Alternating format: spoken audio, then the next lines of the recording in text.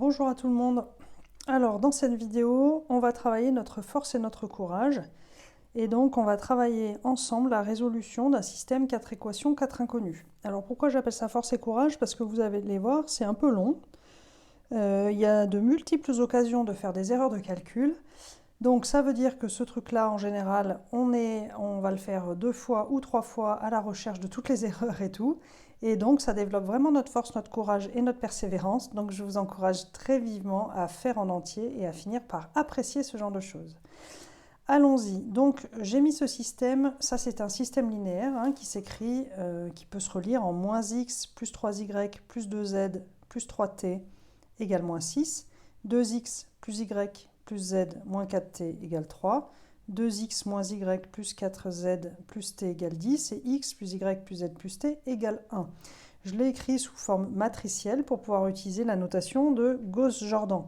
Si jamais c'est une notation que vous ne connaissez pas, je vous invite à fouiller dans les vidéos de cette chaîne pour trouver les exemples et les explications au sujet de cette méthode, cette modalité d'écriture. C'est juste une modalité d'écriture, c'est vraiment strictement la même chose que résoudre le système. Et donc je vais le faire par la méthode du pivot de Gauss. Donc on est parti. Donc ça, c'est ma ligne 1, 2, 3 et 4. Donc on y va. La première manip que je vais faire, c'est que moi je repère que la ligne 4 commence par un 1 et qu'elle a des jolis coefficients pas trop pénibles et donc ça fait une merveilleuse ligne de pivot. Donc la première chose que je vais faire, c'est que je vais permuter L4 et L1. L4, je garde L2 et L3 en leur bonne position et je permute les deux. Donc ça me donne 1, 1, 1, 1, 1. Ensuite L2 reste pareil. L3, 2, moins 1, 4, 1, 10 et moins 1, 3, 2, 3, moins 6. Allez, maintenant que j'ai fait ça, on y va. Pivot de Gauss, première étape, je vais mettre des zéros dans cette première colonne en utilisant cette ligne 1. Donc à partir de maintenant, ça c'est ma ligne 1, ma ligne 2, ma ligne 3 et ma ligne 4. Donc je vais utiliser cette nouvelle ligne 1 comme ligne de pivot pour mettre des zéros là et là. Les opérations que je vais donc faire, la première ne sera pas touchée, ça sera toujours L1. La deuxième, je ferai L2 moins 2L1 pour mettre un 0 ici. Ensuite, L3 moins 2L1 aussi pour mettre un 0 là. Et ensuite, L4 là, L4 plus L1 pour mettre un 0 ici, ici aussi. Donc on est parti, L1, 1, 1, 1, 1 et 1. Alors, L2 moins 2L1, donc ça moins 2 fois ça, ça me fait 0. 1, moins 2, moins 1, 1, moins 2, moins 1, moins 4, moins 2, moins 6, et ensuite 3, moins 2, ça fait 1. Ok, on fait la même chose sur la ligne suivante. 2, moins 2, 0. Moins 1, moins 2, moins 3. 4, moins 2, 2. 1, moins 2, moins 1. 10, moins 2, 8. Je vérifie que je ne me suis pas trompée, c'est bon. Ensuite, ici, L4 plus L1, donc je vais juste ajouter les deux lignes. Ça plus ça, 0. Ça plus ça, 4. Ça plus ça, 3. Ça plus ça, 4. Et ça plus ça, moins 5. Ok, ça me devient ma ligne 1, ma ligne 2, ma ligne 3, ma ligne 4. Les opérations suivantes que je vais faire, eh ben, je vais déjà... moi, ce que je vais faire ici, c'est que là, je vais changer le signe de cette ligne pour pouvoir avoir un 1 qui me simplifiera un peu mes équations à l'étape suivante. Donc je vais faire ça tout de suite. L1 moins L2, L3 et L4. Donc c'est parti. 1, 1, 1, 1, 1. Alors je change le signe. 1, 1, 6, moins 1. Ici je garde 0, moins 3, 2, moins 1, 8. 0, 4, 3, 4, moins 5. Ok, alors on continue. Alors tout du long, on a des équivalents. Le système est équivalent, le système est équivalent, etc. Donc là, le système est équivalent. Donc là, l'étape suivante du pivot de Gauss, je vais utiliser ce pivot pour mettre des zéros dans cette colonne, ici, là. Donc je vais faire comme opération L1, je ne vais pas y toucher. L2, je ne vais pas y toucher. L3, je vais faire L3 plus 3, L2. Et ensuite, L4, moins 4, L2. Alors, qu'est-ce que ça donne pour L1 ne change pas. 1, 1, 1, 1, 1. L2 ne change pas non plus. 1, 1, 6, moins 1. Alors, L3, donc L3 plus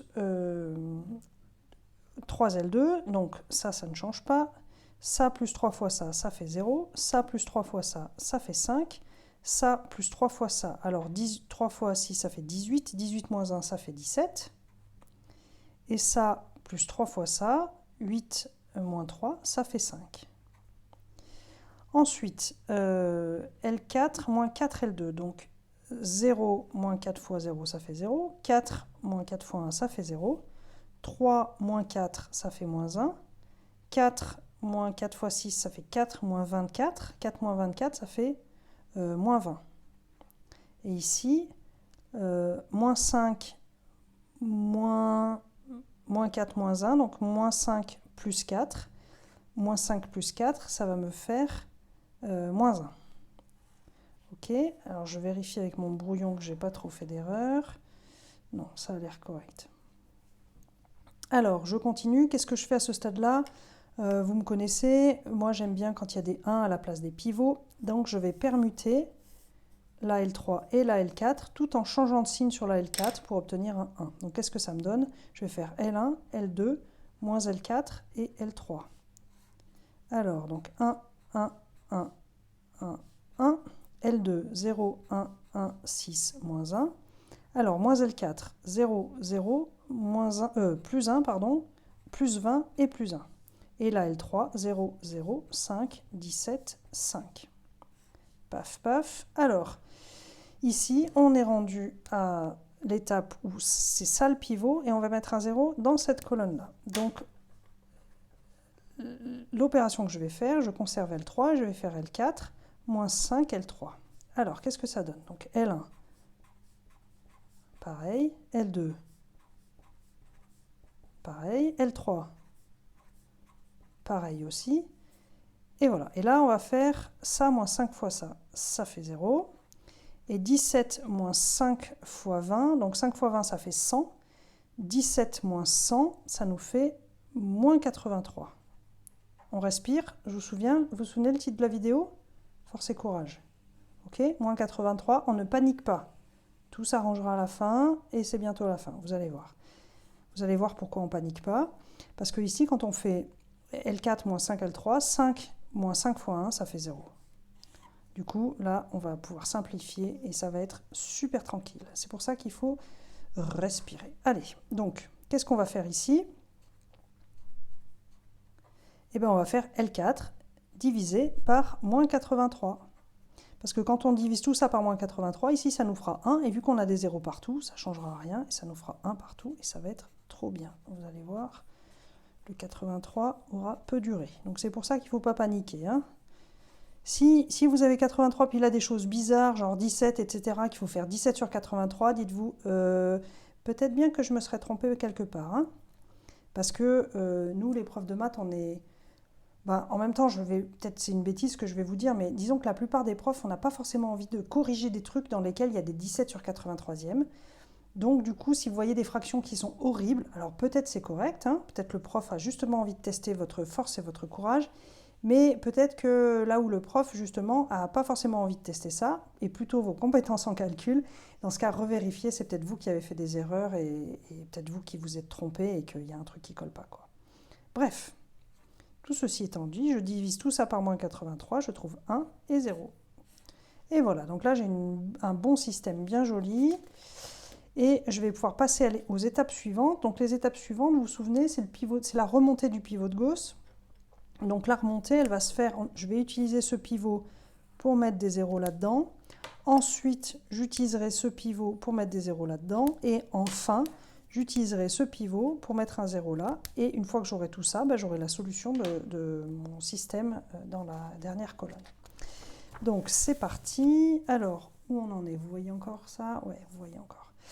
Donc du coup, qu'est-ce que je vais faire à ce stade? Je vais conserver la ligne 4 et je vais faire L1 moins L4, ça me mettra un 0 là. Ensuite L2 moins 6 L4 et ensuite L3 moins 20 L4. Donc L1 moins L4. L2 moins 6 L4 et ensuite L3 moins 20 L4. Et ensuite, L4, je ne vais pas toucher. Et vous allez voir en fait que ça change strictement rien à la choucroute à cause du 0 qu'il y a là et des 0 qu'il y a partout. Essentiellement, ça nous revient à juste mettre un 0 dans la dernière colonne. Hop. Donc là, j'ai fait L1 moins L4, ça a juste enlevé ce coef. Ensuite, L2 moins 6 L4, qu'est-ce qui se passe? Il y a juste lui qui devient 6 et qui vient soustraire là, qui fait un 0, et le reste de la ligne est inchangé. 0, 1, 1, 0, moins 1. Pareil pour L3, 0, 0, 1. Le 20 moins 20, ça fait 0, et le 1 ne bouge pas. Alors, qu'est-ce qui est en train de se passer ici? Il est en train de se passer que ce truc-là, là, cette dernière ligne correspond à, si on revient au système linéaire, ça correspond au fait de dire que la dernière inconnue, t, est égale à 0. Si t est égal à 0, ça veut dire que je peux l'annuler dans toutes les autres équations, et donc elle disparaît, elle devient 0 dans toutes les autres équations. C'est ça qui s'est passé ici. Donc maintenant, on est au stade où je vais utiliser ce 1 là, comme pivot pour mettre des 0 ici. Donc c'est ça que je vais faire maintenant. Donc ma ligne de pivot sera la ligne numéro 3. Ici, je vais faire L1 moins L3. Ici, je ferai L2 moins L3. L3, je ne touche pas, et L4 non plus. Alors, L1 moins L3, ben, jusqu'ici, il ne se passe rien parce qu'il y a des zéros là-dedans. Donc 1 et 1, ça ne bouge pas. 1 moins 1, ça fait 0. Le 0 ici donne 0 aussi. Et donc, il faut faire 1 moins 1, ben, ça fait 0. Ensuite, L2 moins L3, 0 ici, 1 ici. 1 moins 1, ça fait 0. 0 moins 0, ça fait 0. Et ça moins ça, ben, ça fait moins 1, ça fait moins 2. Ensuite, 0, 1, 0, 0, 1, 0, 1. 0, 0, 0, 1, 0.